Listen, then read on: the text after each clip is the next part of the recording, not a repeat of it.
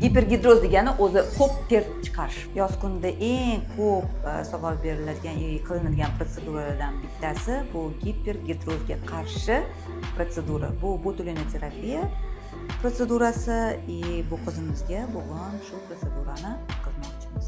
Bu protseduramiz og'riqli bo'lgani uchun oldin anesteziya surib olamiz. Kremoviy anesteziya hozir surib bo'ldik. Endi protseduramizni boshlaymiz. Bu protsedura qilingandan keyin 1 yilgacha odam terlashi qo'ltiq ostida sezilmaydi. Buni zarar tomoni umuman yo'q. Agar zarar bo'lganda o'zimizga, mana yosh qizimizga qilgan bo'lardik. Hidlanish bu har xil bo'lishi mumkin. Endokrin kasalliklardan tortib, zamburug' kasalliklarigacha.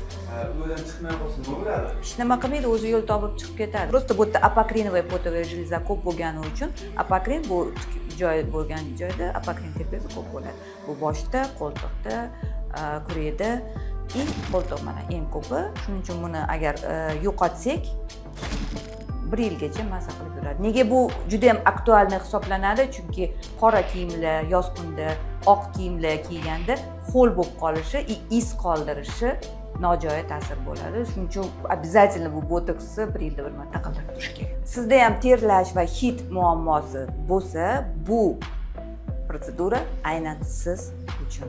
Murojaat uchun direktga yozing.